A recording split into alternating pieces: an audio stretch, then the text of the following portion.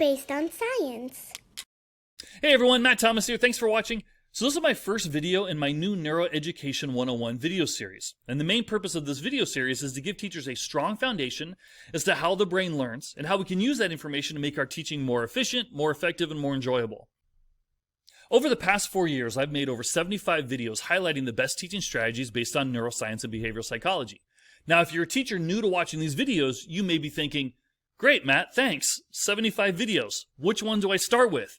This is the one you start with. This is the most important educational video you ever watch, and I'm not exaggerating. All future videos will all come back to this information right here.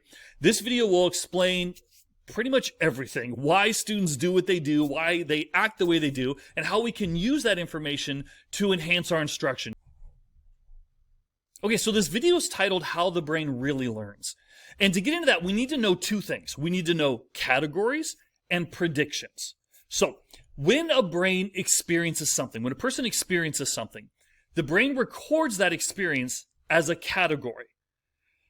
The more experiences a person has, the more categories the brain has, created based on that experience. So if an infant is just experiencing love through the interaction of his or her parents, it's going to be a very small category, right? The more a person lives life and the more love a person experiences, their brain will begin to categorize love in different ways, right? We know as adults, we know that love, how we love our children may be different than how we love our spouses, how we love our pets, how we love our friends. We could say to our coworkers, man, I love you guys. And they know through experience that is different than how a person loves their children, their parents, their pets. So our brain has categorized all these different experiences based on the more experiences we have. Dr. Andrew Huberman, neuroscientist at Stanford, he uses the analogy of a library. So the more life experiences we have, our brain writes each experience as a book and stores it in our personal library. So those are categories. Now we have to look at predictions. So sometimes we'll hear the phrase making meaning. Like, how does our brain make meaning? The reality is our brain doesn't make meaning the way we think it does, but rather our brain makes predictions on what it thinks is going to happen. So if we remember this, action, prediction, reaction. What'll happen is when our body experiences an action or is about to experience an action, our brain will take in all of that sensory information, run it through the filters of our prior knowledge, previous experience, and then produce a logical reaction. It'll give us certain hormones about how it thinks we should react, and we interpret those as feelings. So action, prediction, reaction. So let me give you two scenarios. Scenario one, a person walks into a room, you see that person, your brain takes in all the sensory information, filters it through all of your prior knowledge, and puts out a prediction like, hey, that's your best friend. Every time you're with that person, you feel good. That person gives you compliments. You never have to worry about that person. So go ahead, here's some serotonin, maybe some dopamine because you're anticipating a great conversation, and you can leave your guard down. Now, let's do a second scenario. Same thing, you're sitting in a room, in walks a person, you look up, you see that person, your brain takes all the sensory information in, and filters it through all your prior experience with that person, and your brain goes, that person's not a good person. Every time you see that person, he or she insults you, doesn't make you feel good, doesn't take your feelings into account. Yeah, we're going to give you a little bit of cortisol just in case you have to get out of there because you don't like being with that person. You want to keep your guard up just a little bit. Let's make your heart race a little bit more just so you can, keep on guard with that person.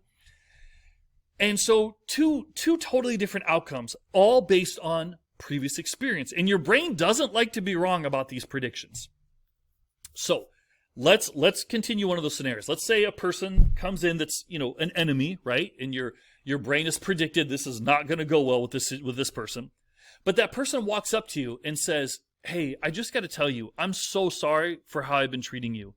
I've been going through some bad issues at home in my personal life. It's not you, it's me. I just wanted to ask for your forgiveness. I will do my best not to let it happen again. Again, it has nothing to do with you. It's strictly on me, and I'm so sorry.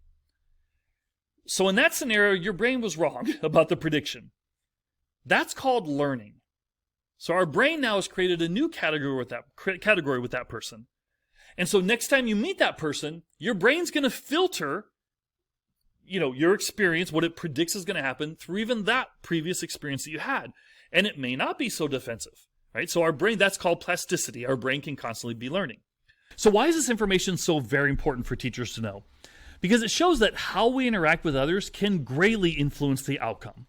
So imagine this. We all know first impressions are so important. We're always taught that, but now we know why they're important. And not just first impressions, but every impression, right? Every time we teach class, we have an opportunity to either confirm a prediction that our students will have about us in our class, or enhance that prediction, right? So if you are a teacher who treats their students with respect and value from day one, if you say please and thank you, if you request, not demand, right? Hey, Joey, do me a favor. Do you mind turning the lights off, please? I'm going to show something on the projector real fast. Or, hey, Johnny, do you mind picking that trash up? I know you didn't throw it down there, but do you mind grabbing it, please? I appreciate it. Thank you so much, right? When students walk in, you smile when they walk in, right? Imagine this student who sometimes maybe doesn't even feel like that student's being seen in class. Maybe at home, they're never given positive reinforcement for anything.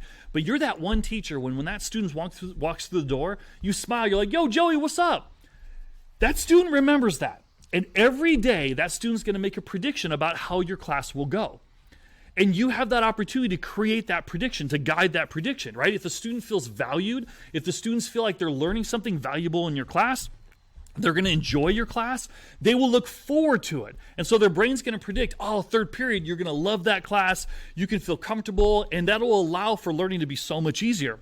Create fun and engaging lesson plans as the teacher, right? Create something of value for students to be able to use out in the real world.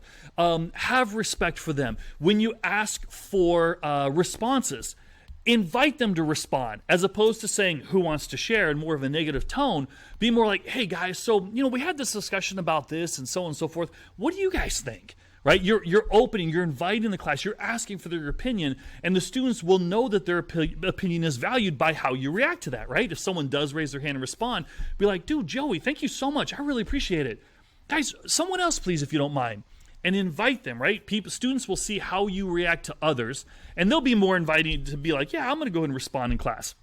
So every time you interact with students, it's a chance for you to, again, confirm a prediction. I mean, let's be fair, right? What if they came from a teacher who doesn't have their students feel valued, right? Who's always kind of negative, who's always like, who just doesn't create fun and engaging lessons, right?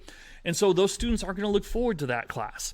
They're going to walk in with an idea that, I don't like that class. And the brain doesn't like to be wrong with their predictions. So every opportunity, the brain's going to look for like, that teacher yelled at that other student just because he dropped his pencil or something.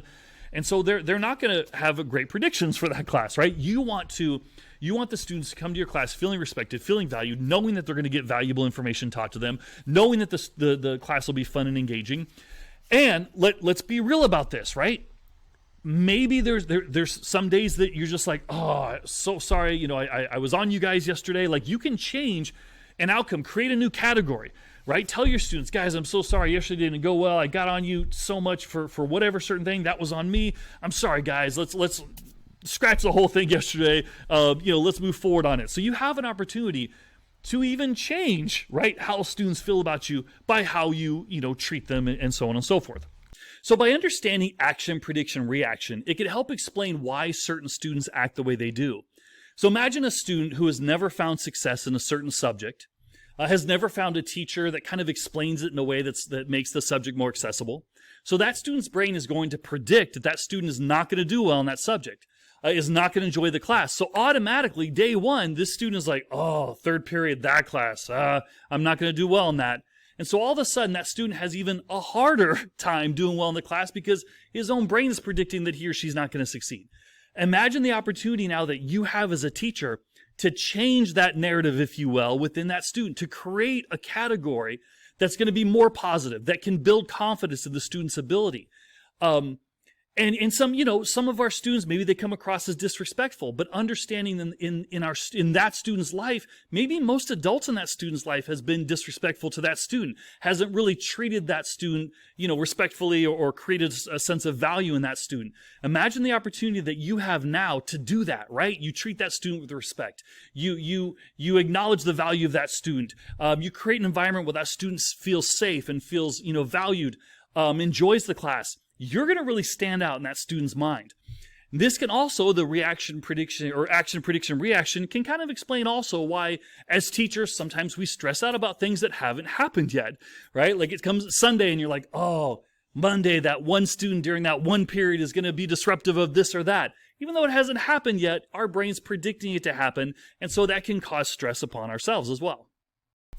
So knowing that the way the brain really learns is about experiencing an action, running that action through their students' prior experience, and their body predicting what's about to happen, and then, sending hormones out to our body to react a certain way, and that's how people interpret as feelings.